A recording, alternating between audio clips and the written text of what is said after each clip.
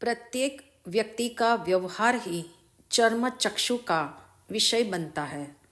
असल बात यह है, व्यवहार प्रत्यक्ष है, किंतु उसके पीछे क्या है वह हमें नजर नहीं आता। प्राय लोगों की दृष्टि व्यक्ति के बाहरी बर्ताव पर होती है कि वह गुस्सा क्यों कर रहा है, क्यों इतना छल कपट करता है। यदि आप उसे यह हित शिक्षा दोगे कि क्रोध मत करना, लोभ मत करना, तो क्या उपदेश देने मात्र से उसमें बदलाव आएगा? क्या क्रोध नहीं करने का नियम लेने मात्र से क्रोध समाप्त हो जाता है? सर्वज्ञ ज्ञानी भगवान कहते हैं, कषाय के मूल में मिथ्यात्व छिपा है। दृष्टि जब तक मिथ्या है तब तक कषाय मंद हो सकते हैं, मगर समाप्त नहीं होंगे। इसलिए व्यवहार को बदलना है तो दृष्टि को बदलो। मैं आत्मा हूँ ऐसा मानोगे तब दृष्टि की शुद्धि होती जाएगी। अक्सर लोग बाहरी प्रवृत्तियों को बदलते हैं, किंतु वे इस बात को भूल जाते हैं कि जब तक दृष्टि को चेंज नहीं करेंगे व्यवहार भी नहीं बदलेगा। इसी कारण जिन वाणी ने प्रथम स्थान चारित्र को नहीं, दृष्टि अर्थात श्रद्धा को दिया है। सम्यक दर्शन के बिना न ज्ञान सम्यक होता है, न चारित्र सम्यक हो सकता है। इसलिए दृष्टि को बदलने की जरूरत है। राजा प्रदेशी की भी दृष्टि सम्यक हुई तो आचार व्यवहार अपने आप बदल गया, उसकी राज्य व्यवस्था भी बदल गई। इस परिवर्तन का परिणाम यह आया कि पूरे शासन के तमाम सूत्र हितकारी और कल्याणकारी हो गए।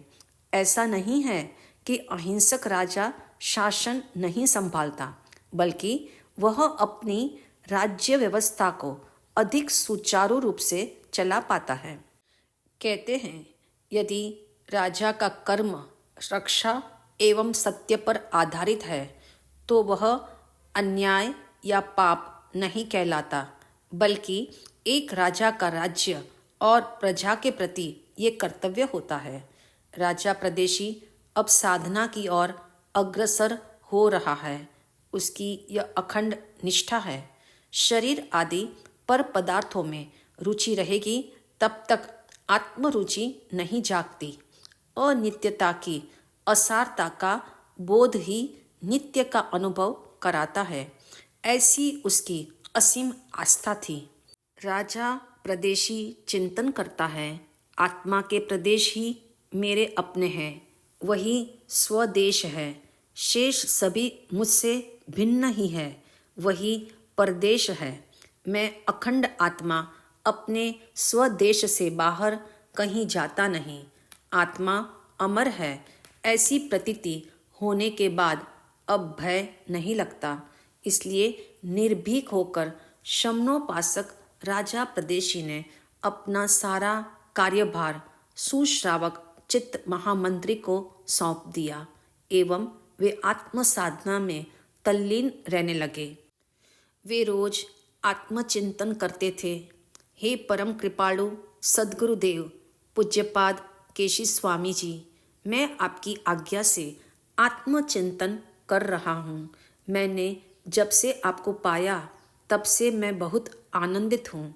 मुझे जब से आत्मधर्म मिला है, मानो मेरे दोनों हाथों में मुक्ति रूपी लक्ष्मी क्रीड़ा कर रही है। आप द्वारा प्रदत्त पाथेय के स्वर सदैव मेरे कानों में गूंजते हैं। सदा रमणीक बने रहना। सचमुच महान पुण्य का उदय हो तो सद्गुरु मिलते हैं, सत्य का भान होता है। कहाँ मैं कल तक राग रंग में रचा पचा रहता था, किंतु आपने तो ऐसा वैराग्य रंग चढ़ा दिया कि संसार के प्रति रस ही उड़ गया। सत्संग ही कल्याण की उत्तम औषधि है। मैं आत्मा हूँ, जड़ शरीर नहीं हूँ, यही सत्य है। फिर भी मैंने अपने मत या कुल धर्म के अनुसार ही चलने की आदत बना ली थी। आपने मुझे ऐसा सत्संग कराया कि कुसंग छूटा और असंग की निष्ठा जागी, क्योंकि मैं शुद्धात्मा असंग स्वरूपी हूँ। हे बंते, मेरे तरण तारण आप ही हो। आपने मेरे अनंत जन्म मरण के दुखों को टाल दिया। आप मेरे जीवन में पारस मणि ही नहीं, परम सद्गुरु बनकर आए हो, क्योंकि पारस मणि के संपर्क से लोहे की तलवार सोने की हो जाती है, परंतु उसकी धार, उसकी मार और उसका आकार नहीं बदलता। सोने के तलवार की धार तो वैसी ही तीक्ष्ण है, मगर आपने तो ऐसा ज्ञान का हथौड़ा हाथ में लिया कि मेरे जीवन की धार, मार और आकार सब कुछ बदल दिया। इसलिए अब मुझे संसार का स्वरूप भी समझ आ गया है और मैं राज्य एवं राज्य परिवार से विरक्त हो गया हूँ। मुझे अब न राजकाज में रुचि है, न अंतपुर का आकर्षण है। आज तक जो अमृत तुल्य उपादेय लगता था, अब वह सब विष रूप हेय जानने में आता है। बाहरी सुख का नाम दुख ही है। सच्चा सुख आत्मा का गुण है, जो इंद्रियातीत एवं वास्तविक है। वह किसी पर आधारित नहीं है। ऐसी समझ देकर आपने मुझे आत्मा से परमात्मा होने का रहस्य उद्घाटित कर दिया। हे गुरुदेव, आपका मुझ पर असीम उपकार है, वरना स्वयं को देह रूप मानकर उसी देह की आसक्ति और मिथ्या मान्यता में यह अमूल्य जीवन व्यर्थ हो जाता। आपने मेरी अंतर्दृष्टि खोल दी तो चाम दृष्टि हट गई। राजा प्रदेशी दयालु, आत्मार्थी और अहिंसक हो गया। इतना ही नहीं, उसने राज्य से निवृत्ति ले ली, अपने परिग्रह को सीमित कर संतोषी बन गया। इसलिए राजा की ओर से अब किसी को भय नहीं था। विरक्त आत्मस्थ श्रावक राजा प्रदेशी न किसी का अपराध देखता है, न दोष देखता है, न किसी को दंडित करता है। उसका अधिकांश समय आत्मध्यान एवं स्वरूप चिंतन में व्यतीत होने लगा। प्रतिदिन संवर कर लेना एवं पर्व तिथियों पर पौषध करके आत्मा का पोषण करना ही उसकी दिनचर्या थी। इसके अतिरिक्त रहन सहन, गमन आगमन, रीति नीति या वृत्ति प्रवृत्ति की तरफ उनका ध्यान नहीं था। राज्य, परिवार, प्रजा, अंतपुर आदि से वह सहज विमुख हो गया था। इस कारण महारानी सूर्यकांता ने राजा प्रदेशी को कहा, आपको ये क्या हो गया है? क्या महाज्ञानी केशी स्वामी ने आपको हमसे विमुख रहने का पाठ पढ़ाया है? क्या उन्होंने आप पर ऐसा कोई वशीकरण मंत्र चला दिया जो 24 घंटे उन्हीं का ही गुणगान गाते हो? क्या उनके बोल इतने अनमोल हो जाए कि जो आप न हमारे पास भोजन कक्ष में मिलते हो, ना ही राज्य भार संभालते हो? आपकी यह दिनचर्या तनिक भी हितकारी नहीं है। कहाँ गए ये दिन जब आप हमें बुलाते थे, आप हमारी बातें करते थे? क्या आप भूल गए आपको मेरे मुख की कांति सूर्य सम लगती थी? क्यों आप मेरे संग आज अंतरंग बात नहीं करते हो? यह सुनकर श्रावक राजा प्रदेशी ने कहा, हे महारानी, मुझे महाज्ञानी केशी स्वामी ने अमृत पान कराया है, अपनी पहचान कराई है, आत्मा की महिमा बताई है। उन्होंने मुझे भरमाया नहीं है, बल्कि सत्य का प्रकाश दिया है। मैं आज तक जहर को अमृत मानकर पी रहा था। उन्होंने अमृत की पहचान कराई, इसलिए अब तक का जीवन शरीर मुखी था। अब मैं आत्ममुखी होकर आत्मा के लिए जीना चाहता हूँ।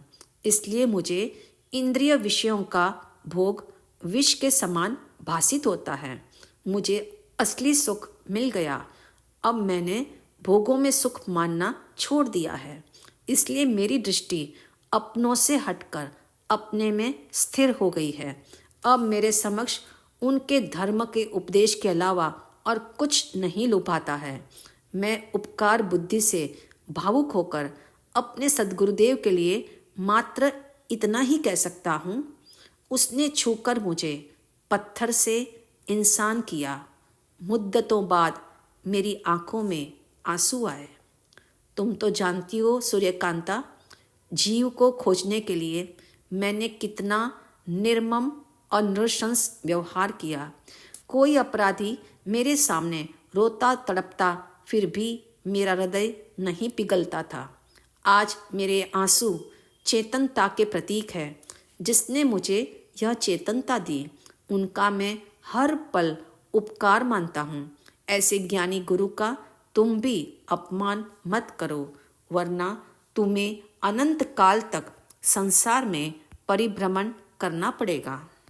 श्री राज प्रश्नीय संहिता ज्ञानार्थी को प्रबोध देती है। गुलाब का फूल आपके हाथ में हो तो आपको भी सुगंधित करता है एवं आने वाले को भी सुगंध देता है। आप धर्म को समझोगे तो दूसरों को भी समझाओगे। जिसने पर में सुख माना वह सदा भयभीत रहता है।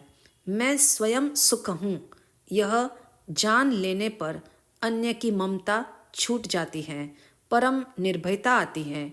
यही साधक का प्रथम लक्षण है।